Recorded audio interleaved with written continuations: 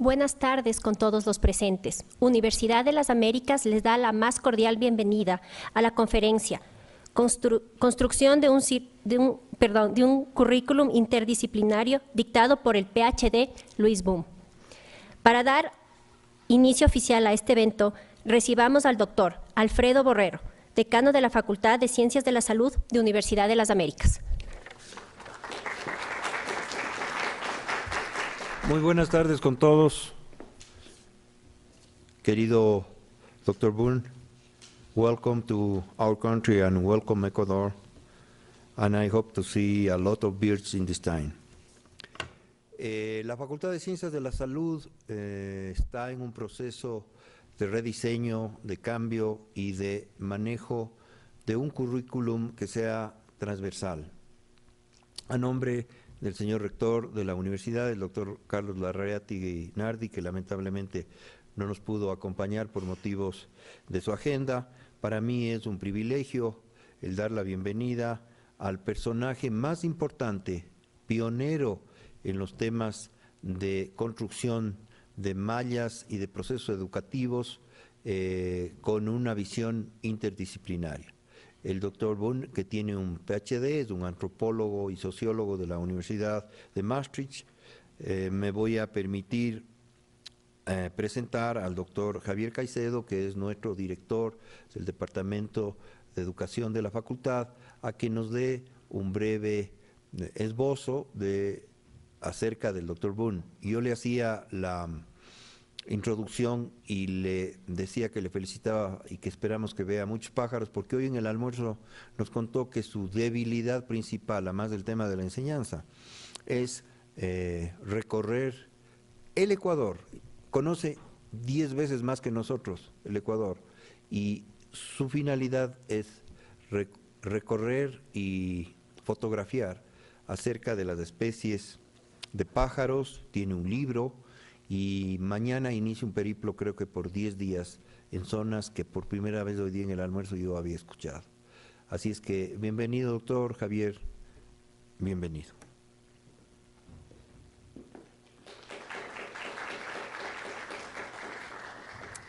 Bueno, muy buenas tardes con todos, bienvenidos una vez más.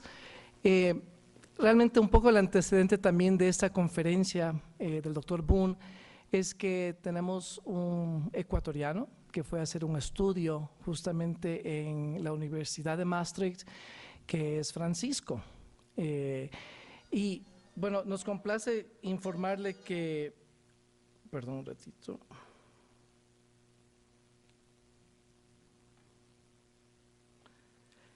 Nos complace de saber que Francisco se graduó de allá de la universidad en Filosofía y Ciencias de la Educación, ¿correcto?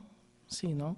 Entonces, el doctor Boon fue su director de tesis, con la expectativa de que aquí Francisco pueda incursionar y proponer en el país una escuela secundaria con un enfoque interdisciplinario, un concepto metodológico que integre el aprendizaje basado en problemas, que son dos de los temas que nos va a profundizar el doctor Boon de su experiencia y larga trayectoria que él tiene en varias universidades. El doctor Boon es, bueno, como mencionamos, ya un sociólogo y filósofo, y comenzaba a estar trabajando en lo que es matemáticas y economía, curiosamente. Y un poco por qué mencionamos esto, porque nos ha permitido reflexionar que tenemos que ir rompiendo algunos esquemas y estereotipos de que en las carreras tenemos que contar solamente con docentes de cierta especialidad. Entonces, la propuesta de muchas de estas universidades hace referencia a lo que son mallas curriculares abiertas, en donde también participan docentes de diferentes experiencias, experticias, ciencias, y que permiten orientar al estudiante al abordaje de ciertos problemas cotidianos de una manera mucho más integral. Es bien difícil hacer una reseña bastante corta y pronta del doctor, para comentarles que el doctor Louis Boon así ha contribuido inmensamente a la expansión de la Universidad de Maastricht en los últimos 30 años y ha servido como fundador de varias facultades, incluyendo la de Psicología y la de Ciencias de la Salud allá en Maastricht, ¿no? Pero también ha sido el pionero y el fundador de lo que sería el Colegio de Maastricht, que justamente es donde se formó Francisco, ¿no? Es uno de los programas que ha diseñado el doctor Boon. Han recibido certificaciones de la calidad excepcional de agencias acreditadoras en Holanda, ¿no? Y ha sido nominado como uno de los mejores programas en el 2017. Insisto, es padre fundador del programa de Ciencias de Maastricht y ahora también fundador del colegio en Venlo, que es una población a unas horas de Maastricht. Maastricht queda al sur en frontera de Luxemburgo y Venlo estaría en cambio en la frontera con Alemania. Bueno, es ampliamente reconocido y requerido de varias presentaciones, conferencias a nivel mundial, incluyendo China. Y también ha sido un abocador apasionado para la internacionalización de las carreras. Bueno, sigue trabajando con nosotros y recientemente fue galardonado con el medallón de la Universidad de Maastricht como al mejor profesor y empleado de la universidad. Así que para nosotros realmente es un orgullo y un privilegio haber tenido la mediación de Francisco para presentarnos al doctor Boon y que parece que no va a ser la primera ocasión que esté con nosotros.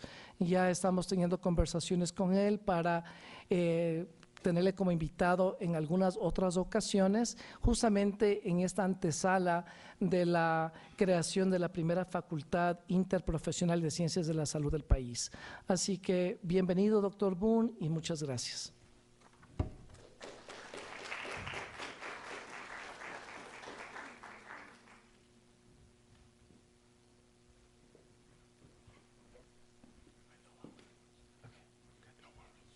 Translating, so pause whenever you can. All right? You're going to translate? Yeah, or you're going to speak in Spanish. No, I'm going to gonna translate. All right? It's going to be very difficult. Try to do it. So I do 2 sentences and then you start. Kind of, yeah. Jesus Christ. All right. This is not going to be easy because Carlos is going to translate. When I say something, he's going to be at the bottom of the screen of your television, and then he's going to repeat what I'm saying, but now in Spanish. And sign language, just in case. Yeah. I thought the next person would do the sign language for this. It shows how difficult it is to get something across, which of course is what education is all about. You want to teach your students. I want to talk this afternoon about 2 topics, open curricula and problem-based learning, because I believe they're very good ways to make people learn, which is what education amounts to. You should tell me to stop at certain points. Give me a second, only because quisiera preguntar si es que podemos manejarnos solamente con el inglés y evitamos la traducción o alguien requiere alguna traducción. It's all yours, you don't need me. Thank you. Why? I'm fun. No, yes, you're fun, but it's an extra strain. There you go.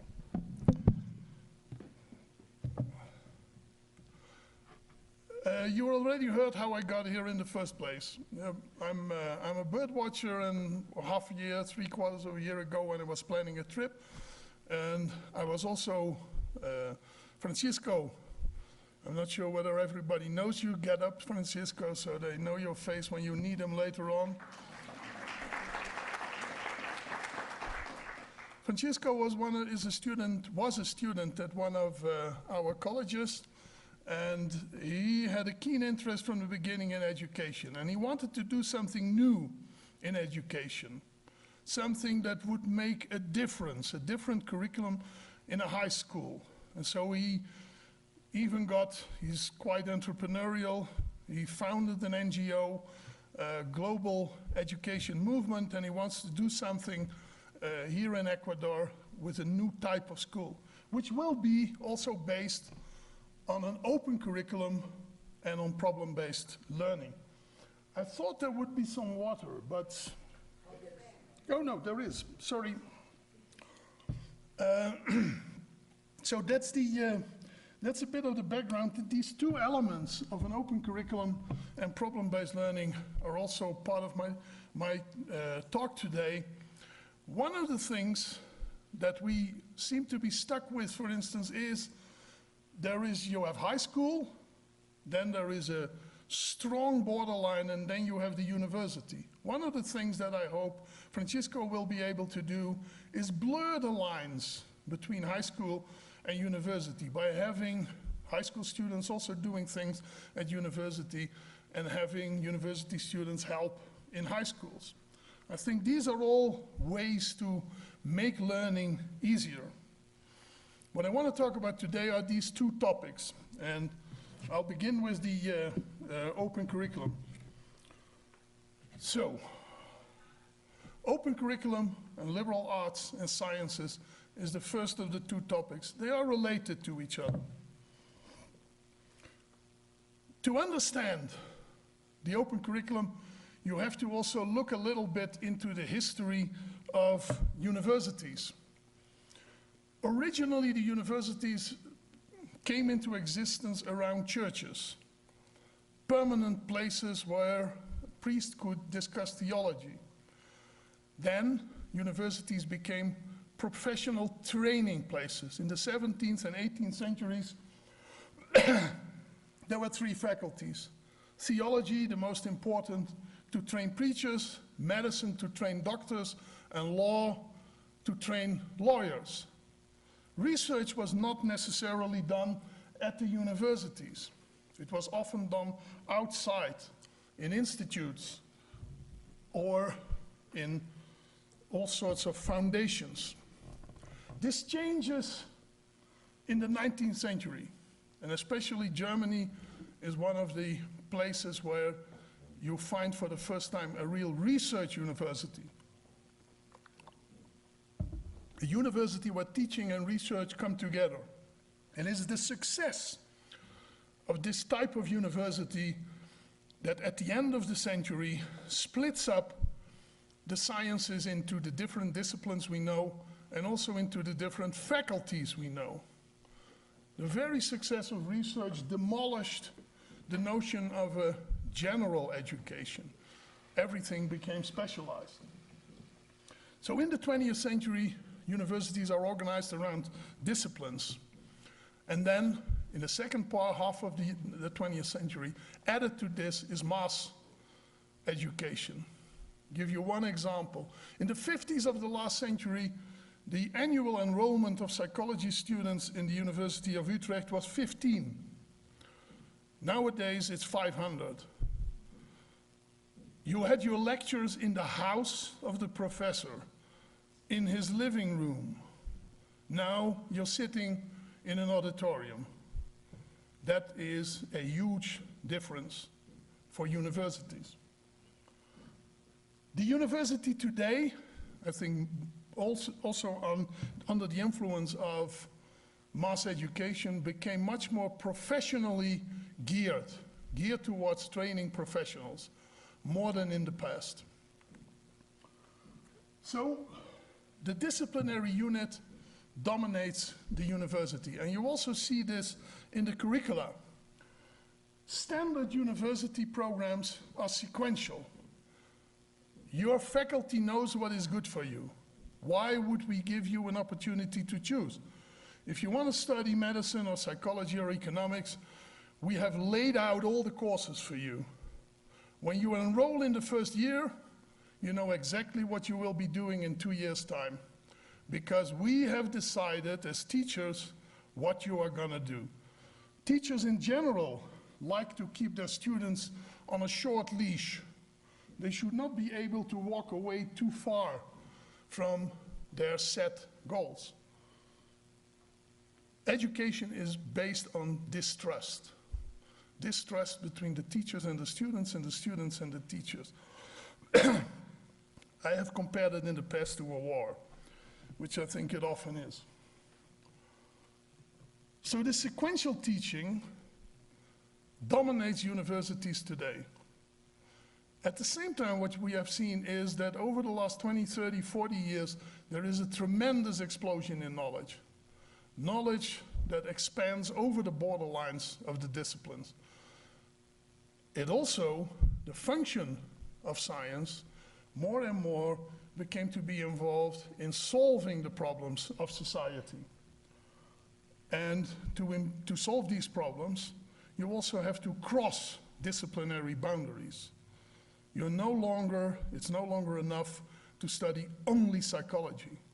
You have also to study life science. If you want to be a good psychologist, you also must understand much more about neuroscience and cognitive neuroscience than 40 years ago. So the discipline either expands, or you have to admit that it's breaking up into so many subfields. So this is, in that context, if you are an academic student, it's necessary to know about more than one discipline. You have to realize how different fields, different approaches, different perspectives play a role when you want to understand a problem, and then maybe be able to solve that problem. It requires, I believe, a new form of curriculum, and that form of curriculum is the open curriculum. Liberal arts and sciences is a form of education that works with an open curriculum. Now, this is what I'm going to talk about in the next couple of slides. An open curriculum is a huge catalog of courses that students choose from. There may be a few, 2, 3, 4 mandatory courses in a 3 or 4 year program, but the students choose the rest of the courses. And the course catalog consists of courses in all the different disciplines and sciences. So the students have a catalog, and each semester they choose which courses they're going to do. This is a demand kind of curriculum, whereas the sequential curriculum is a supply curriculum. We decide, the political committee of the faculty has decided that this is what you must do. It's not a free situation. We have decided that we all wear black shoes, and so you will also wear black shoes. Whereas in a demand curriculum, the students can choose. They can figure out which courses they want to do. That's the core of the whole thing. That also means that you get a form of personalized learning. We have about 200 graduates of University College Maastricht each year. And I would really be surprised if there would be 3 students who would have exactly done the same courses. It's very unlikely. They all have a different curriculum because they all have been choosing different courses. Now, the classical situation would be, ooh, that's chaos. Yeah? How can you get anything out of such a chaotic system? One of the advantages, I'll get back to that, one of the advantages is that you have a flexible curriculum. If students don't have interest in certain subtopics, they're going to disappear. If you believe, you could also offer new courses because you think they're important. So it's flexible. You don't need to reorganize the whole curriculum. You can add and delete some of the courses. What is also important is that it makes students learn to make decisions. They have to decide every semester, this is what I'm going to do. How ambitious am I? What is the master program I want to be in? So there's a lot of responsibility for their curriculum. Oops. I think I skipped one now. So, What does it mean? I want to give you two examples. They're both from the college that I last worked with. It's in Venlo, as was already explained. It's a college focused on on food, the stuff we eat, nutrition, how we eat it, how it's processed, and what is the relation with health. And it's a curriculum that has a course catalog focused around these three themes. I want to give you two examples, and it's not, I realize you're not going to be able to sort of grasp the whole thing in one stroke, but it gives you an idea, I hope. The two examples are food safety and food claims.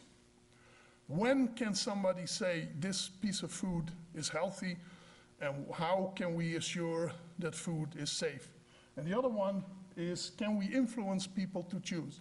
These are two profiles, selection of courses, that would give a student an individual profile and also a profile for certain master programs. Shit. I shouldn't. No, I'm back. Food claims, health and safety. A student that would do a program like that could be doing courses at different levels. One of the things you do in an open curriculum is that you make your courses at different levels. So you have beginner level, 1,000, intermediate level, 2,000 and 3,000. And you allow students only to do a limited number of introductory courses, and they must do a certain number of advanced courses. That way, you ratchet up their level. But a student interested in food claims, health and safety, would maybe want to choose, for instance, an introduction to law. If you're interested in food safety, you must know something about law. You must also know something about toxicology. If you want to know about food claims, a course in marketing will also be useful. So in that way, food design, reasoning and decision making, how do you get people to choose the healthy food? All these things are relevant to that field of food safety and health claims. And a student in 3 years can make a profile of courses that gets the student into a master and advanced program in food safety or in health claims. These courses are all part of the actual course catalog in Venlo. The other one, healthy eating and behavioral change. If you're interested in that topic, in that theme, you will want to know about several different disciplines. You will want to know about psychology, but also public health, because it's not only the individual, but it's also the health system as a whole that will determine whether people are able to change nutritional habits. You will also want to know again about reasoning. You need research tools. You go through, it's a selection of courses that together make up a very interesting profile of a student that wants to go into a master program in behavior modification and changing nutritional behavior. Two examples of making such a curriculum where the courses are not sequential, where the students choose from a course catalog.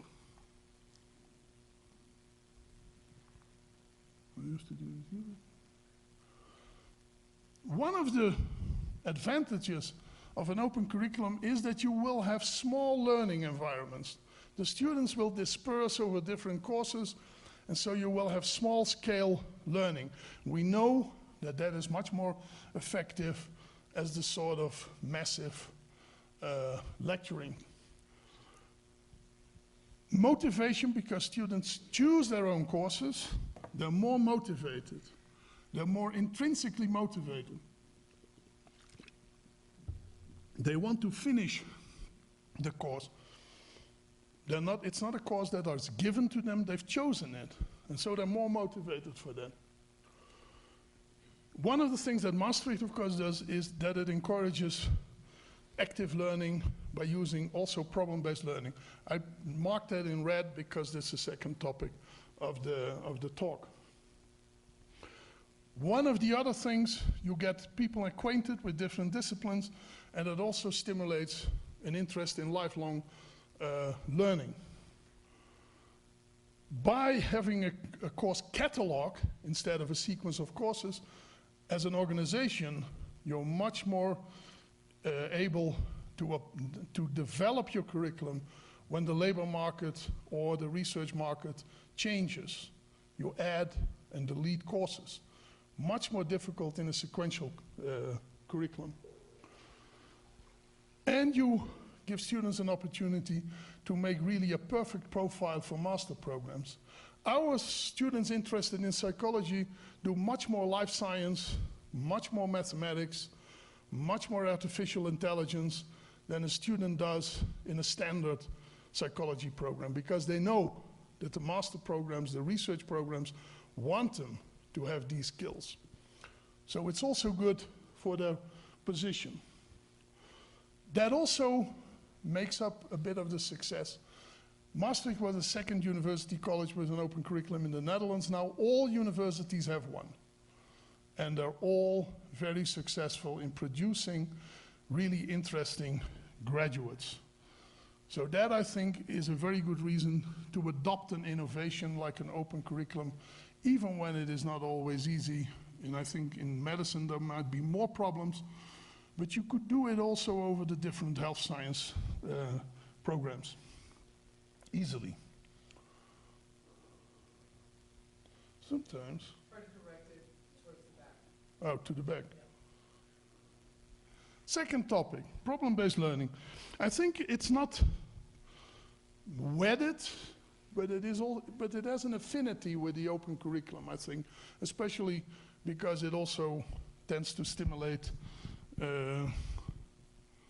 independent learning. I'm trying to keep track of the time that I'm spending because we want to do something also with questions.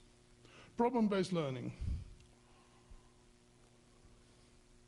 This is a lecture hall and in the 18th century. And you see people sitting and listening to somebody.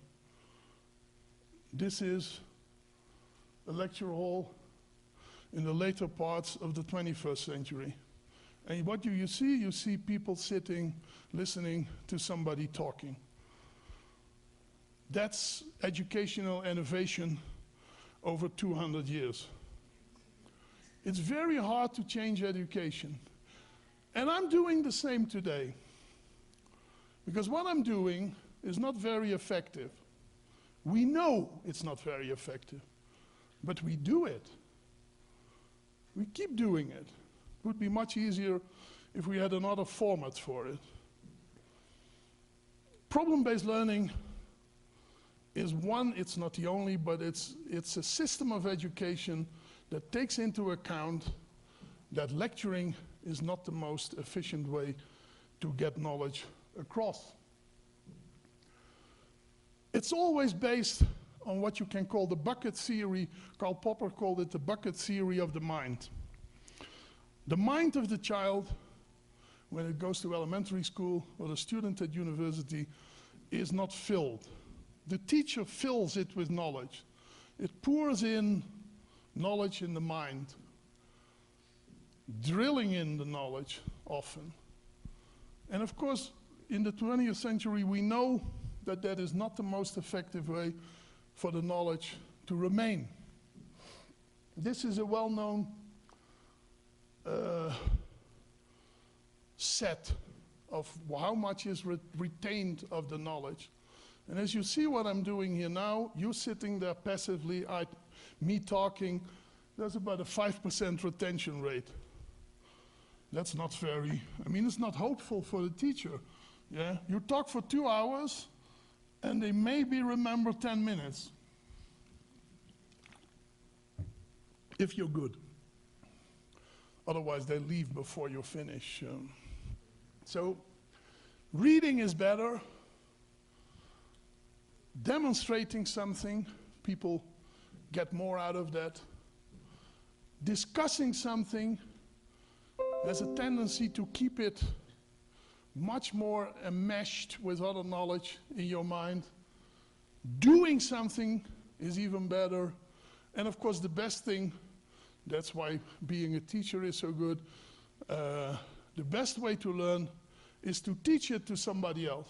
I remember from my own past that often I only started to understand something when I had to teach it. Before that, I only thought I was understanding it. Problem-based learning at least solves part of that sort of misfit between the teaching method and the learning of the student. And it does so by putting the student in the center. Originally, problem-based learning was developed in medical schools because of problems with the relevance of the curricula. Often curricula would first spend 2-3 years on the basic sciences, and then students would have to retool completely once they got into clinical practice. So thematic courses around topics made it more relevant. Organize the knowledge around, not around disciplines, but about relevant themes or topics, like aging or development. It also was meant to foster intrinsic motivation, to get better reasoning skills, because students would have to discuss problems, and then of course that would be good for their reasoning skills. And most importantly, it would foster independent learning.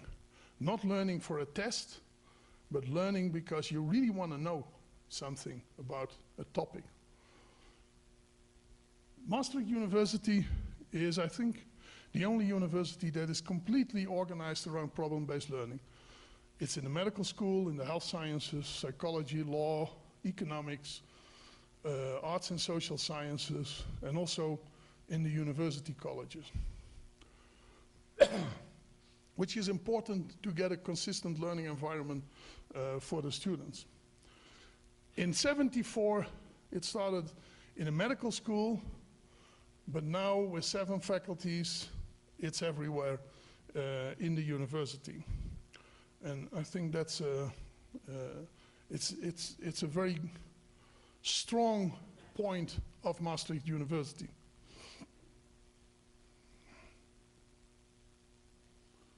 Let me give you a simple example of what a problem could be. These are, most people know these pictures. They're of Konrad Lorenz, who is followed by a bunch of geese. Now we know that once they hatch, they follow their mother. They get out of the egg, they shake off the eggshell, and then they start walking behind their mother. Now why are they following Konrad Lorenz? He's not a goose, and he's definitely not their mother. If you see this, it could be part of an introduction course to animal behavior, because what is at issue here is a so-called fixed action pattern, released by a stimulus, the movement of the first thing around them, which is in 99% of the times the mother, and they follow that object. Discussing it, people will try to remember this is an easy problem, of course, but even an easy problem, you can ask about why do these things come into existence? Is it useful? What is the evolutionary function of it? How does it work? What are the release mechanisms? There's lots of things in a discussion to ask about it. Simple problem, but still you can have a very long discussion about them. What you do in problem-based learning is that you start off with a problem discussed by a small group of students. Problem prepared by a teacher or a group of teachers, small group of students, they discuss the problem. They try to find out, what do we already know? What do we understand about the problem? What do we still need to know? And at the end of the discussion, they will formulate learning goals. This is what we want to study in the next couple of days about this problem in order to understand it better. And then after a few days, they come back and exchange information and get on with a new problem. That's the cycle that you will have in a problem-based curriculum, where you go from one problem to another, discussing and ever getting a better understanding of the topic that is part of your course. No, I think there's something. So, it's a student-centered, problem-driven way of learning. It's not the teacher that is at the center, but the students in their group. They have guidance of a tutor, but it doesn't even need to be an expert. Very often the students can get solving their problems alone. The problems are based, as far as possible, on real life, real problems in medical practice, in psychology, in perception, in chemistry, whatever. Often, that was one of the things in the medical school that was an object of problem-based learning. It was to get groups of teachers from different disciplines to work together on a topic, so that they had to discuss what is important for the students to know, and not be isolated in their own island of anatomy or physiology or chemistry, but that they would have to argue why this part of chemistry is essential for a medical student. And then a physiologist would say, no, it's not essential. So it also drives the staff, it's not only the students. Group discussion is the trigger for learning, and it's the learning that is important. Self-directed, active learning. And if you do that for a number of years, it becomes part of your personality. Students must also take responsibility. They must identify what is important. They must find the resources. They must study these. And then, of course, they have to do the self-study. There is, in learning, no substitute for self-study. You must sit down and also learn. But if you're intrinsically motivated, it's easier than when you only do it because you have to. It's also a way to get students working right from the start of the course. Because again, in traditional ways of teaching, we have this phenomenon. As soon as the course starts, people maybe go to lectures, they read a few pages, but they wait. They look what is essential to know, and then at the end, just before the test, they start cramming and working and working. That, of course, is a very bad way of retaining your knowledge. Because we also know that if you do it like this, you will forget about it very easily. You have to find a way to get students steadily to work. They have to prepare for the next problem. Otherwise, the group will say, why aren't you doing anything? There's also social pressure, not the pressure of the teacher with a test, but also the pressure of the other students. And so you get a higher level of activity in your curriculum, which I think is also an important advantage. So, to conclude about problem-based learning is a consistent, well-worked out alternative to the traditional ways of teaching. It's an approach to learning It's not a teaching system, it's a learning system. I think that is the most important switch. It does foster independent learning. It's something that most of the students are really happy with. They like to be in a system, even though in the beginning sometimes they take a few months to adapt, but then they really like it. And not in all countries the same relevance, but in the Netherlands it definitely is. It leads to higher retention and larger graduation rates, which of course, at least in Dutch universities, is very important. Now, to finish off, I talked about two things. Open curricula are an interesting way to organize, even when you're not having a university college. It's an interesting way to organize families of bachelor and master programs, where I think, especially in the health sciences, you could easily do it. With the different programs you have here, you could make combinations and give students freedom to move around much more than they can do now. I think that would improve both the curricula and the interest of the students. It makes students into designers of their own curriculum. It makes them responsible for it. And if you make people responsible for something, they're more committed to finishing it and to getting good results.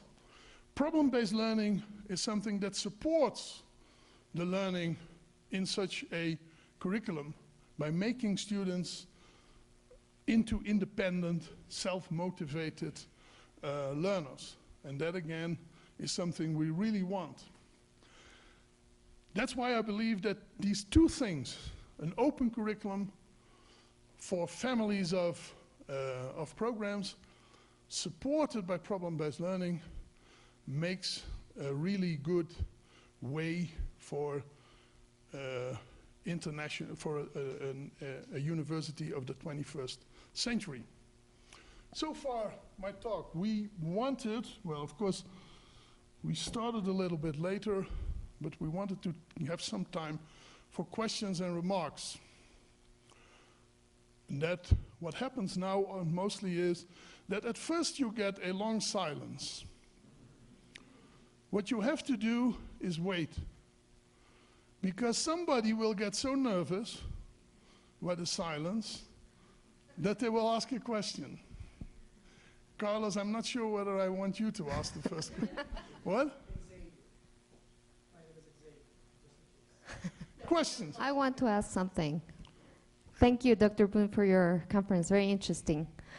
With your open curricula approach, where do you see education in 10 years from now?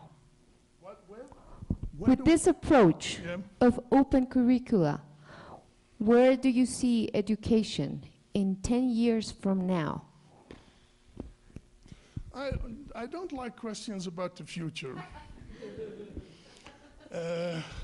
If somebody had asked me 15 years ago, what is the future of liberal arts and sciences in the Netherlands, I would say, well, it will be a marginal phenomenon, and it was a great success. I think universities will tend to develop more into learning institutions than teaching institutions, because there's so many more resources for students to learn. And as teachers, you simply are outsmarted by the changes in the learning environment. And so it will be necessary to give students more responsibilities than in the old days, when there was still, you know, the lecture, what is this, when did the lecture, and why did lecturing, what is the origin of it? Does anybody know? When there was only one book, in medieval times. There was no printed books, there was only one book. And somebody was reading from the book, because it was the only book. But of course, this is ridiculous nowadays, because even the books are becoming obsolete. So why would we do something, still do something, it's really an enigma. Why would we do something that originates in a situation where there's only one book? So it will change, definitely. You'll have more opportunities for learning outside school and new opportunities to do things inside school. Carlos. Well, I've got some reflections and questions. First of all, responding also to your question, is it's also about how the working environment is changing, okay? And I think the curriculum has to reflect how to adapt your learning skills and professionalism to that working environment as well. So it's not just the learning environment that's changing, but it's also the working environment. So that's one thing. So in the future, you're actually seeing how patients probably are going to be attended at their homes. You know, they don't have to go to a consultation anymore like it's happening in some Asian countries. So that's one reflection I might think about. The other thing that I'm concerned about is how do you approach evaluation in an open curriculum, considering that a student is probably going to have an array of, you know, courses. Like you said, each student probably has different, you know, programs, right, or selected different assignments. How do you accredit the student that has different courses? This was, of course, the major problem we had with the accreditation committee the first time they re-accredited University College Maastricht. Because this, of course, is one of the aberrations of educationalists. They want you to have the end goals of the program. Now, if all students are different, there are no finishing categories, because all students are different. We reasoned around it. They were not completely satisfied, and they probably next year they're going to come back for the third time, and they probably will definitely not. Again, the old habit of being able to say, a psychologist knows this, has these skills, has these practical experiences. You cannot do that in an open curriculum. And something has got to give. Our argument, of course, is look where our students go. They go to the best master programs. Why would we care about this type of accreditation? But it is going to be a problem. It was a problem. There's a number of American universities, like Brown University, that also have a strongly open curriculum. They had the same problem. So it's an issue that's not solved. Now, other questions?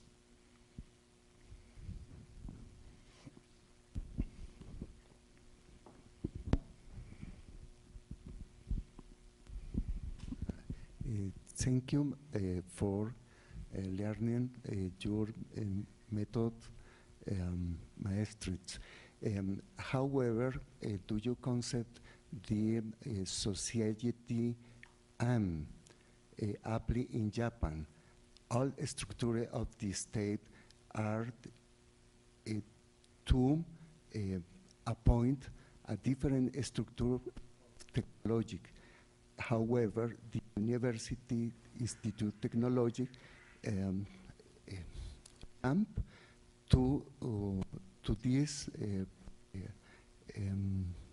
attitude in the concept interdisciplinary. Do you connote the theorem, the theory society M? No. No lo entendí. Lo puede hacer en español y de ahí él le puede traducir. Bueno, me traduce. Ok, ¿puede traducir en español?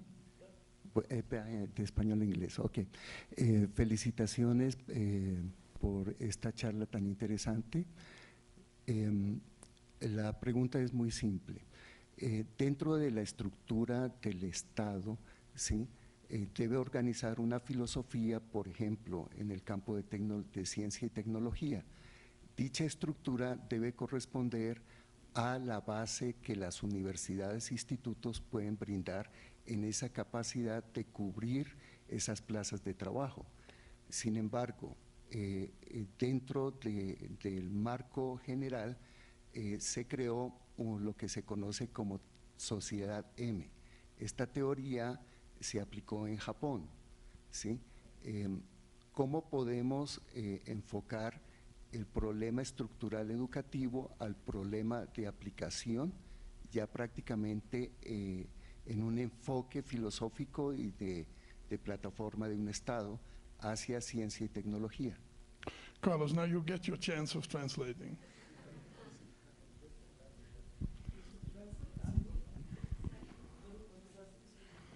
Because I think I understand. It's a little complex. Yeah. As referring to a theory. Okay. And, Yeah, so basically the question is, okay, first he thank you for being here, and then he's asking a question in the corresponding to the state. There's an area in this country that is supposed to innovate in science and technology, right? And what he's saying is, given the society that we have, given the needs that we currently are expected to have, how do we innovate open curriculum within science and technology? And then the question drifts into, from these places, so we need to place people into specific jobs, right?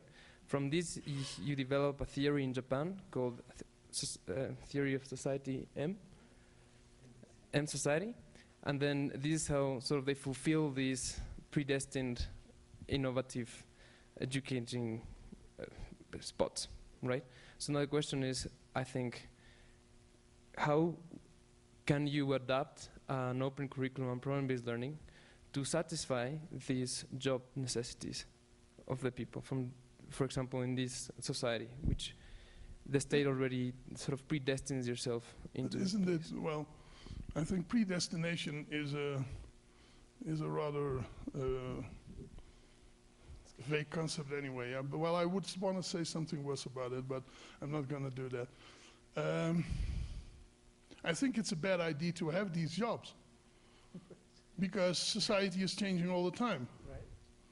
And so it's short-sighted to believe that you can say which jobs will be necessary in 5 or 10 years, because things change so quickly, and some of the jobs that we now still have as jobs will be taken over by technology. 10 years ago, nobody could know how much robotization. 20 years ago, car plants making automobiles was still for 50% work of people. Now it's 95% robotics. So you don't know. And so I don't think it's a good idea to allocate these kind of jobs. Well, of course you can make an assessment. How many teachers do we need in 10 years given the demographic development of our society? But even there, it's not easy to, it's really, that's why I don't like questions about the future. But so then a very response would be open curriculum and problem-based learning, because then they would be, or students. Well, maybe there's enough students who want to be predestined for these jobs. If you make them financially attractive, they will come. And my personal comment would be, like I said, the working environment is also changing, and demographics is changing. And of course, I think our colleague's question is also regarding how structured, our government is trying to be with higher education. And they're trying to press a little bit more control and discipline in the working environment, as well as standardizing, for example, what a physician has to do, what a nurse has to do, what an engineer has to do, because that's the position that's open in the working environment. But that's all that's all types of supply. Yeah, we supply what is necessary, and so this is what has to be done. But then again, my reflection would be, are those positions in the working environments solving the problems of society? Yeah, well, maybe the problems of society changed. And we need to change as well in the careers. There was somebody, I saw a hand somewhere over there. Yep.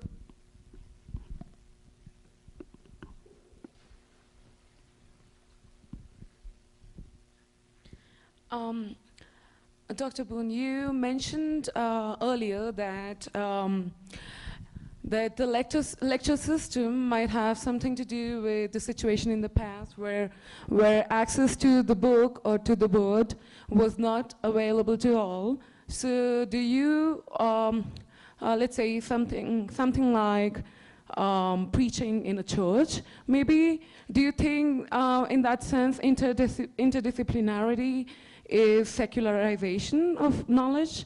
And do you think interdisciplinarity has a precedent in the Renaissance system of learning, in which, well, as most of us know of these examples of famous people who were artists and philosophers and philologists and scientists, all at the same time?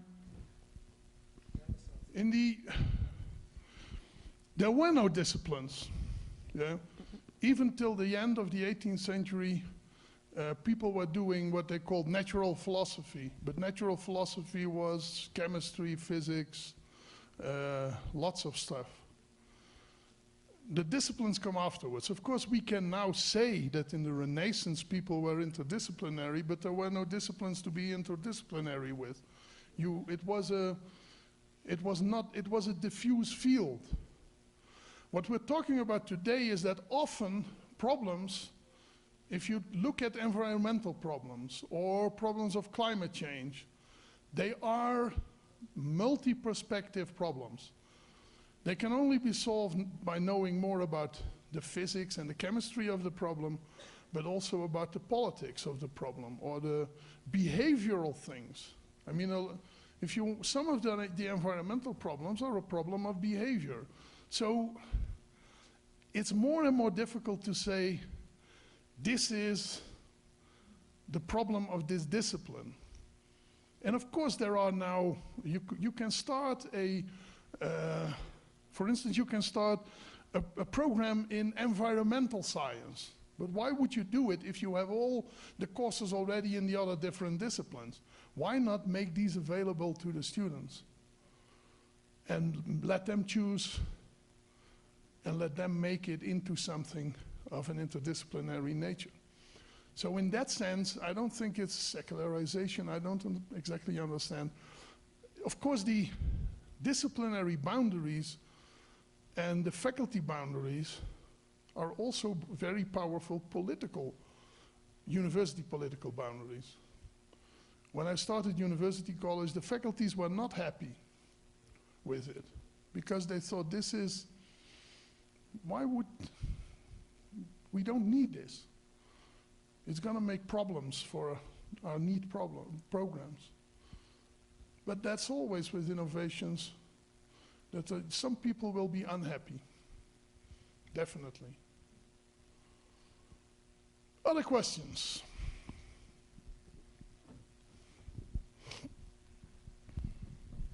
Thank you very much for your presentation. I had paid attention to your statement regarding all the positive sides of open curricula as well as problem-based learning. In your experience, are there any drawbacks or negatives that we should consider? Any? Negatives drawbacks. Or drawbacks? Problem-based learning tends to lead to a bureaucratization of teaching, for instance. One of the ways for me to sort of make university college attractive was that I could get teachers from other faculties where they now could teach their own topic because they were bound by the strongly structured bureaucratic way of organizing it. Some people always argue that costs is both a problem for the open curriculum and for problem-based learning. University College Maastricht is financed by the state in the same way as any other program.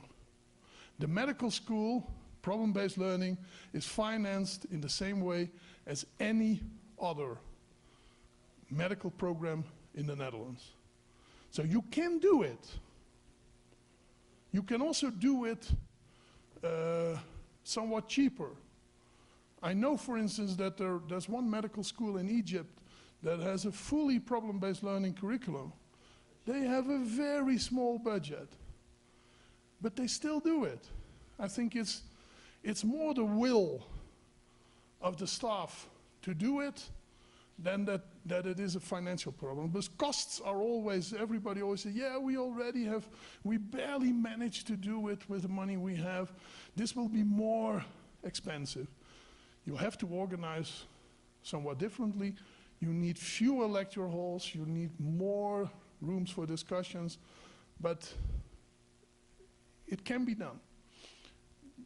These are two problems, I think, that at least spring to mind. You also have to adapt staff and students to the system. Students is easy. After half a year, they're adapted to problem-based learning. Staff is more difficult.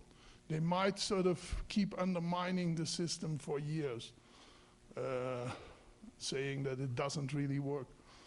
So that's why it was so easy in Maastricht. It was a new university. It was very dedicated to problem-based learning. You see later on, when the university was already fully in existence, the other faculties had more problems in attracting people interested in problem-based learning. That's definitely a problem there. The open curriculum, of course, also has its problems. You sometimes have a course with 4 students. You have to adapt the way that the course is organized if you have so few students, in the same way as you have when you have many of them. So yes, there are some drawbacks, but the drawbacks to any system. Look on the bright side. Yeah. Good afternoon. Over here, at the back, at the very, very back. Here. Yep. Hi. Sorry. I just have a question regarding evaluating attendance. Yes. Do you evaluate attendance in a university? Yes, we have an attendance requirement. And what is it about? Well, we simply mark, if you have 12 meetings, you can miss 2. If you miss 3, you do an additional assignment. If you miss 4, you miss the course. Now, the reason, I've worked with both systems, no attendance requirement and attendance requirement. The no attendance requirement is good, but what you often have is that you have a group of 12 students, 8 students show up every time, but there are always 8 different students, which is very bad for the continuity. Yeah, so they switch around in not coming, and then the drawback is continuity. So, yes, we force students to attend. And we evaluate attendance, yeah, this is physical attendance. Yes, there are students that are much more silent than others. There are also students that are far too much talking. There's also students that have really good contributions. I don't want to evaluate these differences, and I tell you why. It's very difficult. You have to sort of keep an eye on the whole process. You also have to keep an eye on what they are talking about. And now you would also have to score 12 students on the frequency, the quality, the intensity of their contributions. Now, if somebody doesn't say anything for 6 weeks, it's easy. But most of the time, it's difficult. And so it's not worth your while. And what about punctuality? How strict are you with punctuality? Like to be on time for classes? Do you have any policy on that? That depends. No, the policy is up to the teachers. Okay. I have a 5-minute grace period. If you're more than 5 minutes late, you forfeit the attendance for the meeting. I missed my train. Yeah, and then take an earlier train. There's also, yeah, you can miss 2. No problem with that. any other, it's an interesting point, especially the evaluation of the quality of contributions. But I've given up on it. I don't think it's possible. I'm getting a timeout sign. Maybe one more question. The last one.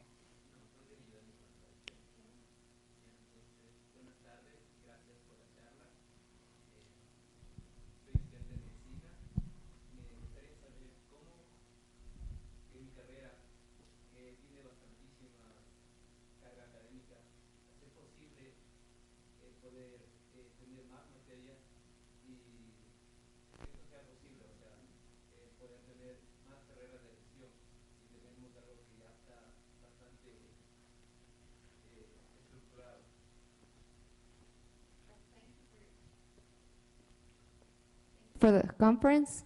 He's a medicine student, and he has a very loaded curricula right now with the structure he has. He wants to know how he can add new subjects. He can add new subjects or courses with this open curricula approach. How could he add more to what he already has? He wants to do more. He wants to do more courses. Right, but like elective.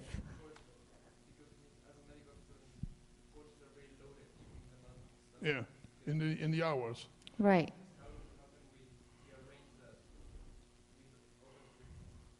Well, if you would have an open curriculum, of course, you couldn't have all the.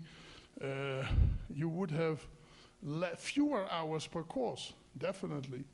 In Maastricht, students do 2 courses at the same time, and we figure that a course should not have, students should not have more than about 14, 16 contact hours a week.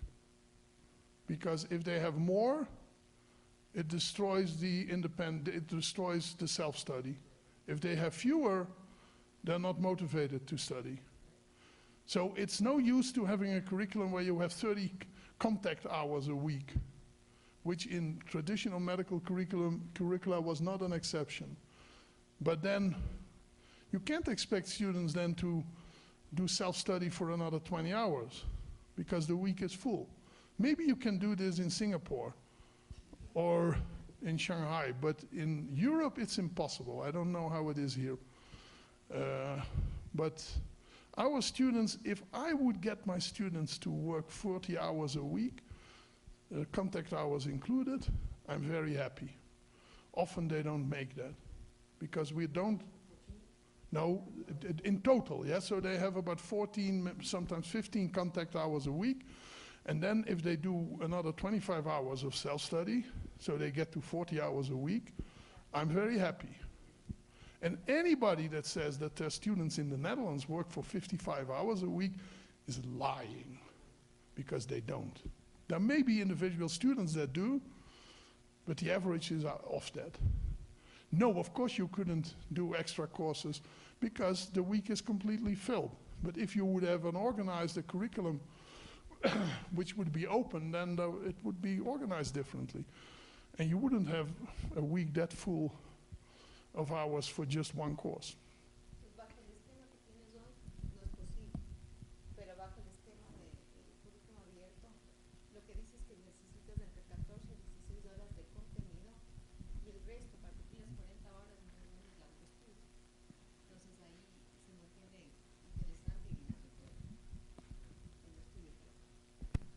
Que es difícil combinar esta estructura que se usa acá con esta una. Thank you.